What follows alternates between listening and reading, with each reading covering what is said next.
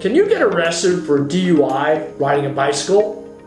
Yeah, you sure can. I'm Bill Umansky, the Lawman. You know, people actually think that DUI only relates to vehicles, but you can actually ride a bicycle drunk and get arrested for DUI. Why? Well, the state considers you a danger on the road, either to yourself or to other people, believe it or not. Because listen, if you're drunk and riding a bicycle and you veer off into a road, other cars can end up in a collision trying to avoid you. People can get hurt. So yes, if you're drunk, do not ride a bicycle. You can still get arrested. I've seen it in 30 years happen multiple times.